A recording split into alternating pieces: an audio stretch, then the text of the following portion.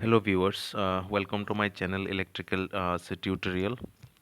So after watching the videos, if you think that my videos are helpful to you, then kindly subscribe my channel, like and share my videos. So now we have started the series of basic electrical engineering. So out of this course, today our topic is how to know whether a circuit components is connected in series or in parallel connection. Okay मतलब कोई भी circuit में हमारा जो circuit components होता है circuit components मतलब resistance inductance and capacitance वो सर्किट कंपोनेंट्स जो होता है वो कंपोनेंट्स सीरीज में कनेक्टेड है या पैरेलल में कनेक्टेड है वो हम कैसे पता करें okay so after watching the videos will easily all of you can easily determine whether the circuit components are connected in series or in parallel so first of all क्या करना पड़ेगा हम लोग को कुछ पॉइंट्स याद करना पड़ेगा first point will be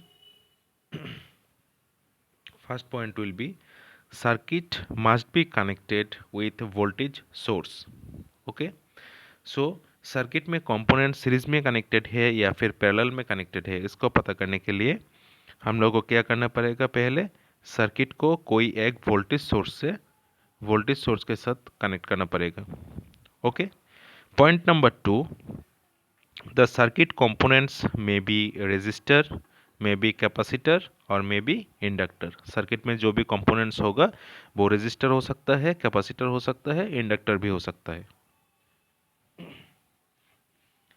okay next क्या है point number 3 okay next point number 3 में लिखा है कि in series connection current flowing through circuit components will same right so series connection में क्या होगा सर्किट कंपोनेंट्स में जो करंट फ्लो करेगा वो सेम होगा in point number 4 components have unequal current distribution will be connected in parallel so circuit में जो भी कंपोनेंट्स होगा कंपोनेंट्स मतलब रेजिस्टर कैपेसिटर और इंडक्टर ये कंपोनेंट्स में जो भी करंट फ्लो करेगा अगर वो करंट अनइक्वल हुआ तो वो कंपोनेंट्स क्या होगा पैरेलल में कनेक्ट होगा सो ये चारों पॉइंट्स को हम एक एग्जांपल से समझते हैं सो एग्जांपल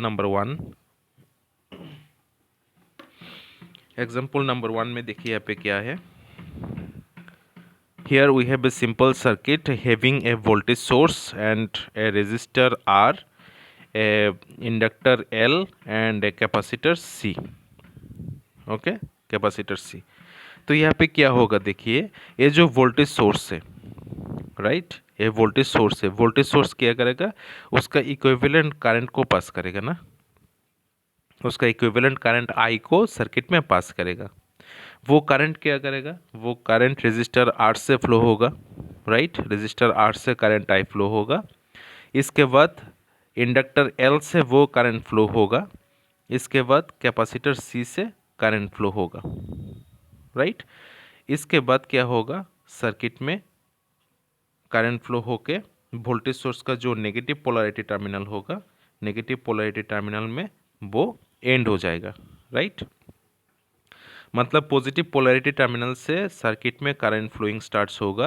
उसके बाद रेजिस्टर से करंट फ्लो होगा उसके बाद इंडक्टर से करंट फ्लो होगा उसके बाद कैपेसिटर से फ्लो होके ये करंट क्या होगा वोल्टेज सोर्स का जो नेगेटिव पोलैरिटी टर्मिनल होगा उसमें वो कंप्लीट हो जाएगा उसका पथ राइट उसका पथ नेगेटिव पोलैरिटी टर्मिनल में कंप्लीट हो जाएगा इसका मतलब क्या हुआ इसका मतलब हुआ यहाँ पे जो सर्किट कंपोनेंट्स है रेजिस्टर है इंडक्टर है कैपेसिटर है वो सभी कंपोनेंट में क्या होगा इक्वल अमाउंट ऑफ करंट इसमें फ्लो होगा ना इसमें equal amount of current flow होगा मतलब करंट का कोई अनइक्वल डिस्ट्रीब्यूशन नहीं हुआ सभी कंपोनेंट में यहाँ पे इक्वल डिस्ट्रीब्यूशन होगा that means all the components are connected in series अगर सभी कंपोनेंट्स में इक्वल करंट फ्लो करेगा ठीक है ना यहाँ पे करंट कहीं भी पाथ में डिवाइड नहीं हुआ जो करंट रेजिस्टर से फ्लो होगा वही करंट क्या होगा, इंडक्टर से होके कैपेसिटर से होके नेगेटिव पोलैरिटी टर्मिनल में कंप्लीट करेगा उसके बाद।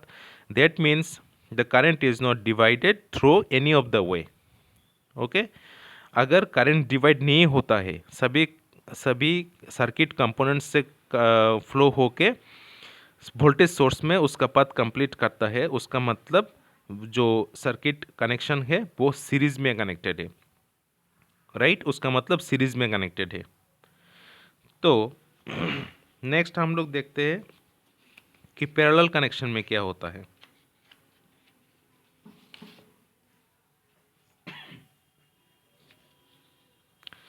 सो पैरेलल कनेक्शन में देखिए हम यहाँ पे क्या किया है, वो थ्री कंपोनेंट्स हम कंसीडर किया है। First components is resistor R, second components is inductor L, and third components is capacitor C, like like the previous circuit. So like the previous circuit हमने यहाँ पे क्या है, थ्री कंपोनेंट्स कंसिडर किया है, एक रेजिस्टर, एक इंडक्टर, एक कैपेसिटर और एक voltage source, right. So like the previous case, voltage source will have two polarity terminals. One will be considered as positive polarity terminal, other one will be considered as negative polarity terminal. Okay, so like the previous case यहाँ पे क्या होगा, ये जो voltage source होगा, ये voltage source क्या करेगा, उसका equivalent current I को यहाँ से सप्लाई करना स्टार्ट करेगा, राइट। उसके बाद I क्या होगा, फ्लो करना स्टार्ट करेगा। और यहाँ पे जो नोड पॉइंट है, ठीक है ना, हम प्रीवियस क्लासेस में क्या है, नोट का जो डेफिनेशन है उसको स्टडी किया है थ्रू ए सिंपल एग्जांपल। अगर आपने उसको वॉच नहीं किया है तो उसका लिंक डिस्क्रिप्शन बॉक्स में होगा, आप उसमें क्लिक करके नोट का कॉन्सेप्ट को देख सकते हैं वहाँ से। तो यहाँ पे देखिए क्या होगा, वोल्टेज सोर्स से करंट फ्लो होगा। उसके बाद यहाँ पे जो नोड है, इस नोड को अगर हम नोड ए से कंसीडर करते हैं, इसको अगर हम नोड ए से कंसीडर करते हैं, तो इस नोड में आने के बाद यहाँ पे देखिए दो लाइंस हो जाते हैं, दो सेपरेट पाथ्स हो जाते हैं, राइट। एक सेपरेट पाथ हो जाएगा नोड बी की तरफ और एक सेपरेट पाथ हो जाएगा रेजिस्टर आर की तरफ, राइट। सो यहाँ पे क्या होगा, रेजिस्टर आर की तरफ जो पाथ होगा इसमें एक करंट फ्लो करेगा, उसको हम कंसीडर कर सकते हैं I1 से। और नोड बी की तरफ जो करंट जाएगा यहाँ पे दूसरा करंट आ जाएगा, उसको हम कंसीडर करते हैं करंट I2 से, राइट। सो मेन पॉइंट क्या है, मेन पॉइंट है अगर नोड ए के बाद क्या होगा, करंट फ्लोइंग पाथ जो है वो सेपरेट हो जाता है। प्रीवियस केस में हमारा करंट फ्लोइंग पाथ सेम रहा था ना, उसके लिए वो सीरीज कनेक्शन कंसीडर हुआ था। और यहाँ पे क्या होता है, नोड ए की बात, करंट फ्लोइंग पाथ वो सेपरेट हो जाता है, right. After node A the current flowing path will be separated through a single path current will be I1 and through another path current will be I2, right। उसके बाद क्या होगा, V node तक current I2 flow करेगा, right. उसके बाद current I2 जो है वो फिर से सेपरेट होगा दो कंपोनेंट्स में, राइट। एक कंपोनेंट जाएगा कैपेसिटर C की तरफ, उसको हम कंसीडर करते हैं करंट I3, राइट। और एक करंट कंपोनेंट जाएगा इंडक्टर L की तरफ, उसको हम कंसीडर करते हैं करंट I4,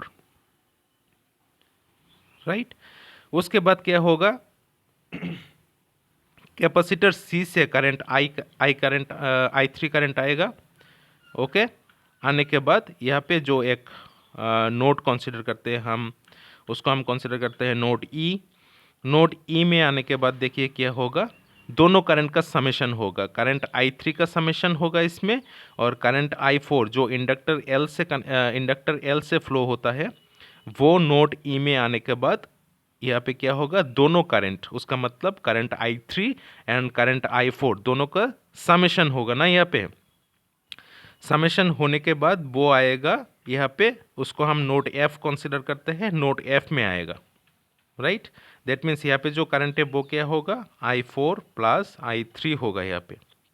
उसके बाद नोड F में जब आएगा उसमें और एक करंट जो रेजिस्टर R से फ्लो हुआ था, दैट मीन्स करंट I1, वो भी यहाँ पे आके उसके साथ ऐड हो जाएगा ना।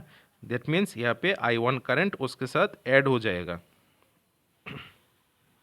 ऐड होने के बाद जो टोटल करंट होगा वो यहाँ पे total current, circuit current I होगा यहाँ पे, ओके। वो टोटल करंट वोल्टेज सोर्स के नेगेटिव पोलैरिटी टर्मिनल में जाके उसका सर्किट पाथ कंप्लीट करेगा, राइट। सो यहाँ पे देखिए जो current total circuit current I है वो नॉट इक्वल है करंट I1 के साथ, राइट। वो नॉट इक्वल है करंट I2 के साथ, वो नॉट इक्वल है करंट I3 के साथ, वो नॉट इक्वल है करंट I4 के साथ। उसका मतलब ए सर्किट में क्या होगा, कोई भी करंट किसी के साथ इक्वल नहीं है, राइट। कोई भी करंट किसी के साथ इक्वल नहीं है। अगर कोई सर्किट में इक्वल करंट यहाँ पे फ्लो नहीं होता है, उसका मतलब जो सर्किट कंपोनेंट्स होगा, सर्किट कंपोनेंट्स मतलब it may be resistor, it may be inductor, it may be capacitor, तभी क्या होगा, ये सभी कंपोनेंट्स हम कंसिडर करेंगे पैरेलल में कनेक्टेड है। सभी कंपोनेंट्स यहाँ पे पैरेलल में कनेक्टेड है। कंप्लीट। सो प्रीवियस केस में हम देखे थे कि किस तरह से हम कोई भी सर्किट कंपोनेंट्स सीरीज में कनेक्ट है वो कैसे समझे, वो कैसे पता करें, ठीक है ना। सो यहाँ पे हम लोग देखे हैं कि एक सर्किट कंपोनेंट्स पैरेलल में जब भी कनेक्ट होगा तब हम उसको कैसे डिटरमाइन करें, कैसे समझे कि सर्किट कंपोनेंट्स पैरेलल में है, वो हम इसी केस में स्टडी किया है। अभी मैं एक तीसरा एग्जांपल लेता हूँ जिसमें सीरीज भी है पैरेलल में है, ओके। ये देखिए, ये है एग्जांपल नंबर 3। इसको हम बोलते हैं सीरीज पैरेलल कनेक्शन, मतलब इसमें सीरीज कंपोनेंट्स भी है, पैरेलल कंपोनेंट्स भी है, okay. So like previous two cases, here also we have considered a voltage source V, a resistor R, a resistor R1 and second resistor like R2, third resistor like R3, right. यहाँ पे हम 3 resistors consider किया है, ठीक है। और यहाँ पे एक नोट पॉइंट भी होगा जिसको हम नोट ए से डिनोट करेंगे। जो वोल्टेज सोर्स होगा उसमें क्या होगा, एक पॉजिटिव पोलैरिटी टर्मिनल होगा और एक नेगेटिव पोलैरिटी टर्मिनल होगा, right. So like the previous cases, what this voltage source do, the voltage source will supply A current of I, right. Voltage source क्या करेगा, उसका इक्विवेलेंट करंट जो होगा, source का करंट जो होगा उसको सप्लाई करेगा। उसको सप्लाई करने के बाद आप लोग यहाँ पे देखिए जो सर्किट कंपोनेंट है, फर्स्ट कंपोनेंट है रेजिस्टर R1 की थ्रू से क्या होगा, टोटल करंट I सप्लाई होगा, right. Total current I supply होगा। और हमने प्रीवियसली क्या स्टडी किया है, अगर कोई कंपोनेंट से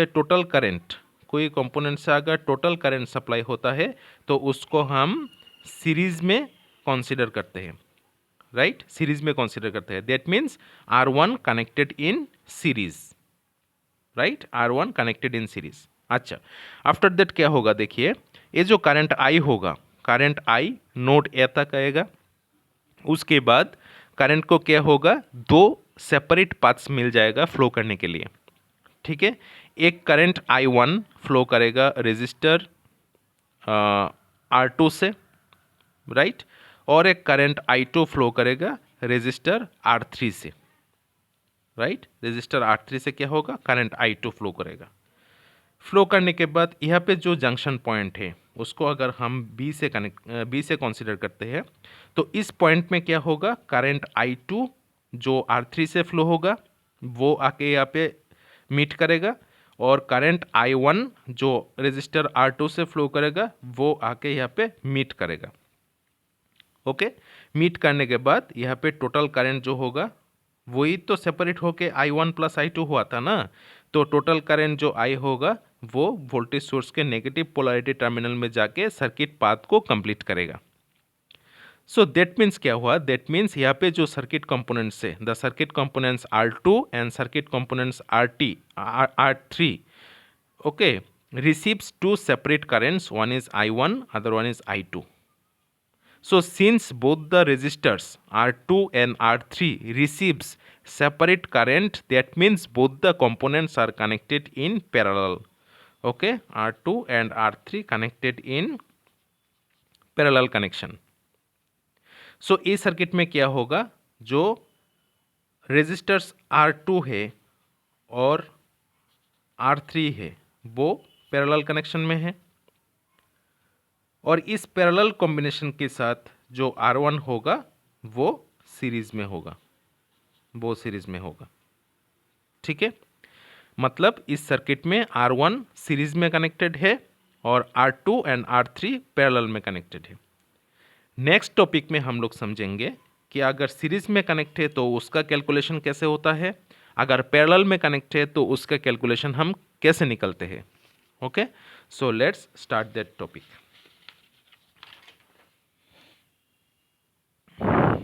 okay, so the topic name is determination of equivalent resistance in series circuit and parallel circuit।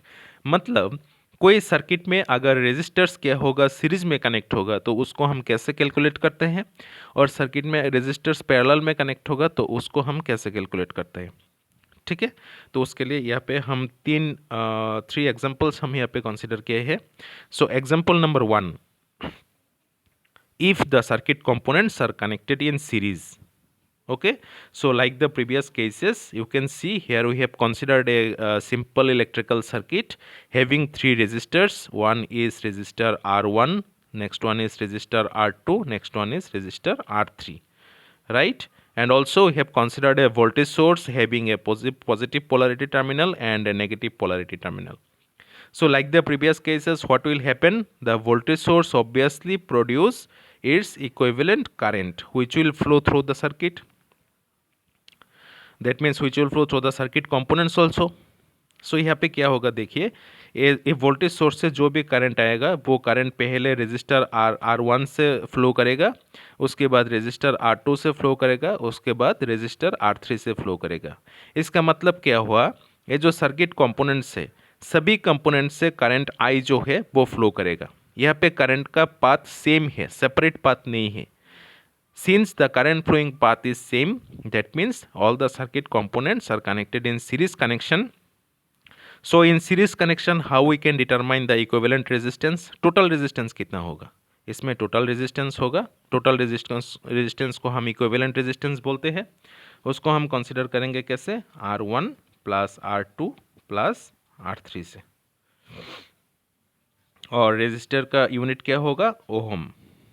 Okay, OHM resistor का यूनिट हो जाएगा ohm. Okay okay, so let's move to the next example of parallel circuit। Okay, parallel circuit में क्या होगा, parallel circuit में भी हम एक वोल्टेज सोर्स कंसीडर किया है, उसमें एक पॉजिटिव पोलैरिटी टर्मिनल होगा, एक नेगेटिव पोलैरिटी टर्मिनल होगा, राइट। एक रेजिस्टर कंसीडर करेंगे हम R1 से, एक रेजिस्टर R2 से और एक रेजिस्टर R3 से। सो यहाँ पे देखिए क्या होगा, यहाँ पे हम नोड्स कंसीडर कर सकते हैं। R1 जो ब्रांच में कनेक्टेड है उसके साथ हम नोड को कंसीडर करेंगे, इसको एक नोड कंसीडर करेंगे, उसको हम A से कंसीडर करते हैं। R2 जिस ब्रांच में कनेक्ट है उसको हम B से कंसीडर करते हैं।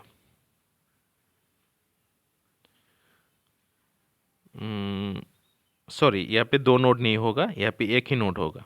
ठीक है, बिकॉज एक कॉमन लाइन है ना, एक कॉमन लाइन है तो यहाँ पे एक ही नोड होगा, एक नोड से हम कंसीडर करते हैं। तो देखिए यहाँ पे क्या होगा, ये जो वोल्टेज सोर्स है जिसका एक पॉजिटिव पोलैरिटी टर्मिनल है, एक नेगेटिव पोलैरिटी टर्मिनल है, ये पॉजिटिव पोलैरिटी टर्मिनल से क्या होगा, टोटल करंट I को पास करेगा, राइट। उसके बाद ए पॉइंट में जाने के बाद करंट क्या होगा, ए पॉइंट में अल्टीमेटली थ्री ब्रांचेस कनेक्टेड है। First branch consisting of resistance R1, second branch having resistance R2, third branch having resistance R3, right. So R1 से क्या होगा, करंट I1 फ्लो करेगा, R2 से क्या होगा, करंट I2 फ्लो करेगा, एंड R3 से क्या होगा, करंट I3 फ्लो करेगा, राइट। सो दैट मीन्स यहाँ पे क्या होगा, all the three resistors are receiving separate amount of currents, right. वो current total circuit current I जो है उसके साथ मैच नहीं करेगा ना। सो यहाँ पे I1 will be separate, I2 will be separate, I3 will be separate. Okay, so ये जो ब्रांचेस है, ये ब्रांचेस सेपरेट करेंट्स को रिसीव कर रहे हैं। That means all the parameters, circuit parameters are connected in parallel. So in that situation how we can calculate the equivalent resistance. So the equivalent resistance will be R1 parallel R2 parallel R3, right. So इसको हम कैसे calculate करें, इसको हम कैसे calculate करते हैं वो देखते हैं अभी। सो यहाँ पे देखिए क्या होगा, यहाँ पे जो R1 होगा उसको हम छोड़ते हैं और R2 R3 को हम क्या करेंगे, R2 into R3 by R2 plus R3, right. ये हो जाएगा R2 पैरेलल R3 का कैलकुलेशन। ओके, उसके बाद हम ओवरऑल कैलकुलेशन कैसे करेंगे, this into this, right. So R1 into R2 R3 by R2 plus R3 by this plus this, R1 plus R2 R3 by R2 plus R3, ये हो जाएगा ना। और उसके बाद हम सिंपल सा कैलकुलेशन करेंगे यहाँ पे, देखिए क्या होगा। यहाँ पे हो जाएगा, ऊपर में क्या हो जाएगा, ऊपर में हो जाएगा R1 R2 R3, राइट। और नीचे में क्या हो जाएगा, this into this, that means R1 R2 plus R1 R3 plus R2 R3। Okay, ये हो जाएगा टोटल इक्विवेलेंट रेजिस्टेंस, यूनिट हो जाएगा ओहम में। ओके, सो पैरेलल रेजिस्टेंस में इक्विवेलेंट हम कैसे कैलकुलेट करते हैं, इसी प्रोसेस से कैलकुलेट करते हैं उसको, ठीक है। और फाइनल एक एग्जांपल हम कंसीडर करते हैं, उसमें देखते हैं कि कैसे हम सीरीज पैरेलल कॉम्बिनेशन में इक्विवेलेंट रेजिस्टेंस को कैलकुलेट करते हैं, right. So like the previous cases, here also we have connected one voltage source having a positive polarity terminal, a negative polarity terminal, then a resistor R1, then two resistors R2 and R3। Okay, यहाँ पे हम एक note consider कर लेते हैं जिसको हम S से कंसीडर करेंगे। सो यहाँ पे क्या होगा, देखिए ये जो वोल्टेज सोर्स होगा वो क्या करेगा, उसका इक्विवेलेंट करंट आई को यहाँ से फ्लो करेगा, right.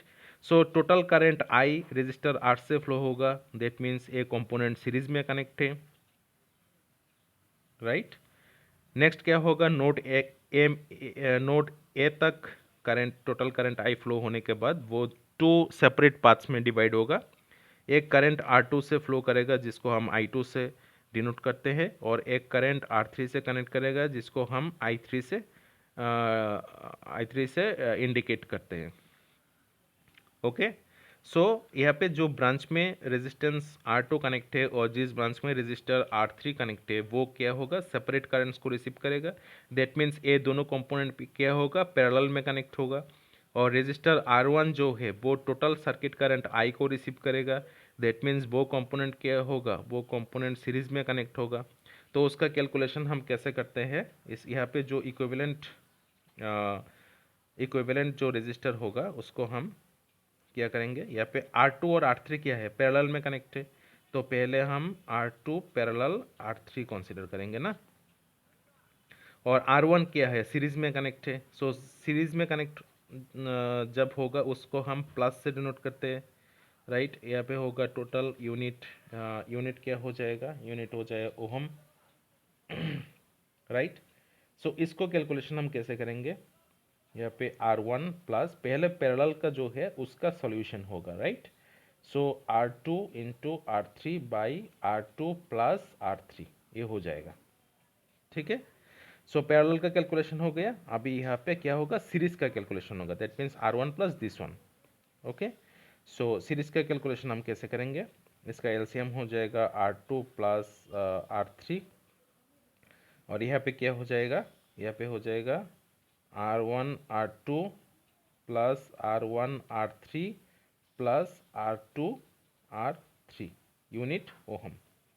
So this way we can calculate the equivalent resistance when the circuit components are connected in series, when the circuit components are connected in parallel, and when the circuit components are connected in series parallel combination.